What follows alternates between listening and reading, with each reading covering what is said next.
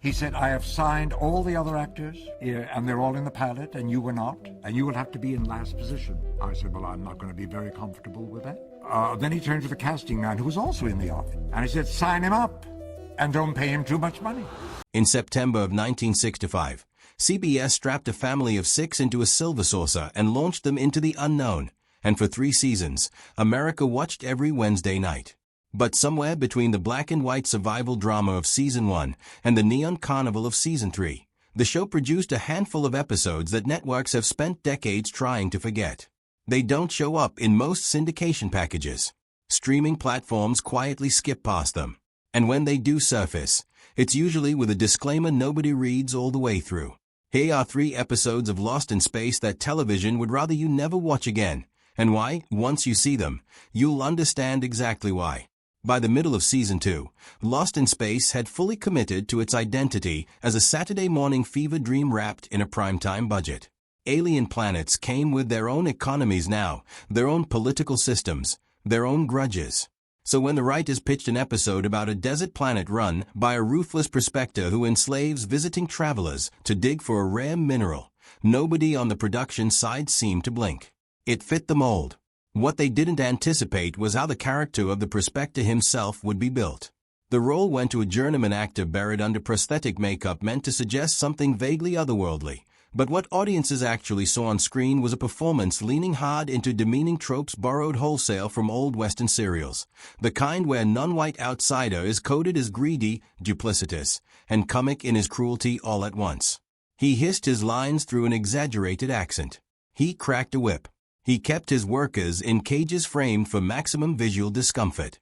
None of it was subtle, and in 1966, subtlety wasn't really the point. Shock value sold. But almost immediately after the episode aired, CBS's own standards department started fielding internal memos questioning why the sequence had been approved for broadcast at all. Some regional affiliates, uneasy about complaints rolling in from civil rights organizations that were, by that point, actively monitoring network television for exactly this kind of portrayal, simply declined to run the episode during later rebroadcast windows. The stranger part of the story is what happened next, almost nothing.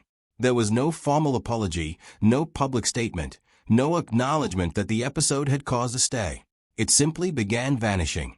Local stations buying rerun packages in the early 70s would occasionally find that a chunk of episodes was missing from a print reel, and this was almost always one of them.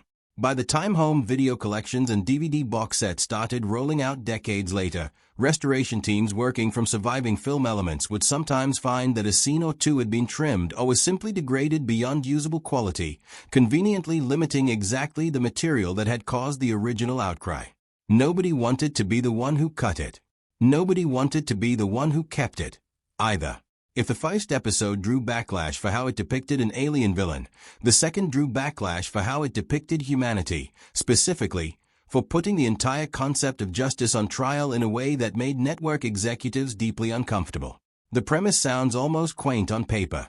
The Robinson family stumbles onto a planet run by an ancient tribunal that captures visitors and forces them to defend the moral worth of their entire species in a courtroom built from crystal and starlight. It's classic 60s sci-fi philosophy, the kind of episode that wants to ask big questions through a rubber-suited alien judge. The problem wasn't the premise. It was the verdict. In the original cut, the alien tribunal doesn't simply threaten the family. It actually convicts humanity, delivering a lengthy, unflinching monologue about human cruelty, war, and self-destruction that goes on for nearly 4 uninterrupted minutes without a single joke to cut the tension. For a family show that had, by this point in its run, built its identity around campy villains and comic relief, this was tonally radioactive. Test audiences reportedly found it unsettling in a way the network hadn't planned for. A show built to sell toys and lunchboxes to children had produced a segment that played more like a bleak morality play than an adventure serial. Rather than pull the episode out right before broadcast, the network let it air once, largely unedited, then moved quickly to make sure it would never air that way again. Reruns from the following year show a noticeably shortened tribunal sequence, with the harshest lines trimmed and a hastily inserted reaction shot from Dr. Smith used to lighten the mood before the credits rolled. For years, fans debated whether the original, longer cut even still existed. since most surviving prints match the sanitized rerun version rather than the darker broadcast original. It's the kind of quiet editorial erasure that happens not because a network is ashamed of something scandalous, but because it doesn't fit the brand anymore, and brand management, it turns out, can bury a piece of television just as effectively as controversy can. The final episode on this list didn't get pulled because of a monster, a villain, or a grim verdict. It got pulled because of a joke that landed nowhere close to where the writers intended. The premise involved the crew encountering a planet governed entirely by children, ruled from behind the scenes by a puppet-like figure who turns out to be an adult manipulating them for his own ends. On the surface, it's a fairly standard cautionary tale about propaganda and control dressed up in sci-fi trappings. But the execution leaned heavily into an uncomfortable subplot.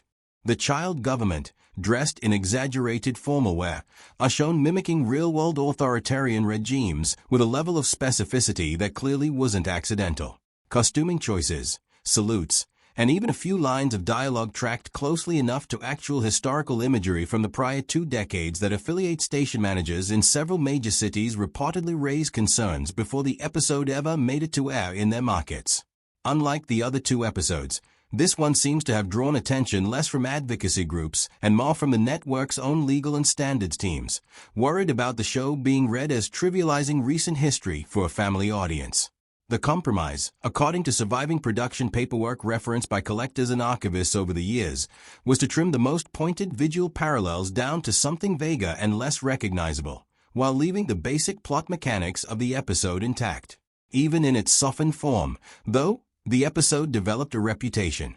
It became one of those installments programmers quietly skipped when assembling best of specials or anniversary marathons, not because anyone issued a formal directive, but because nobody wanted to be the one to explain it if a viewer asked why a children's sci-fi adventure suddenly looked like a historical reenactment. None of these 3 episodes are secret in the sense of being hidden away in some vault nobody can access. Diligent collectors have tracked down prints, bootleg tapes have circulated at conventions for decades, and pieces of all 3 occasionally surface on forums dedicated to television preservation. But available if you know where to look, and part of the show's public identity are 2 very different things, and that gap is exactly why these episodes function almost like an open secret among longtime fans. Streaming services rebuilding classic catalogs tend to license the show as a whole, then quietly work around the handful of episodes that would require content warnings, additional edits, or explanations nobody wants to write. Anniversary retrospectives skip straight past them. Documentary specials about the show's legacy will mention some episodes haven't aged well without ever naming names. What makes this pattern interesting isn't just the shows themselves. It's what it reveals about how television history gets quietly edited after the fact. Nobody voted to erase these episodes.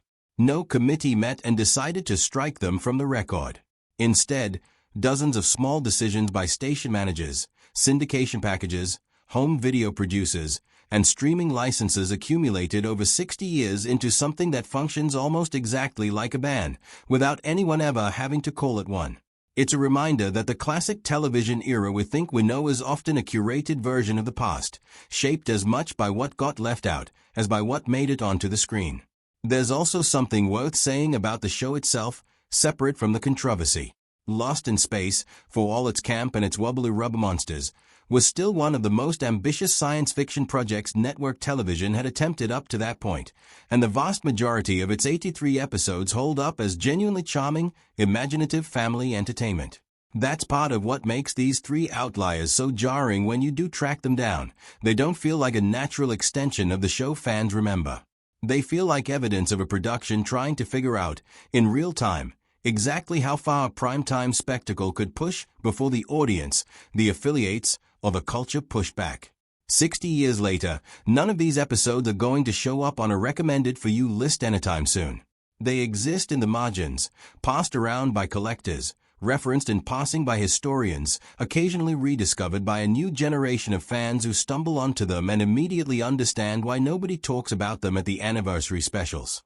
Television likes to remember itself as braver and bolder than it actually was, and shows like Lost in Space are proof that even beloved, family-friendly classics have chapters they'd rather leave in the dark. If you'd like, I can also put together a version framed more explicitly as speculative or legend-style content, with clear as the story goes framing throughout, or dig into real, well-documented Lost in Space production history, like the actual unaired original pilot or Jonathan Harris's improvisation of Dr. Smith, which has plenty of genuinely fascinating, verifiable material to work with.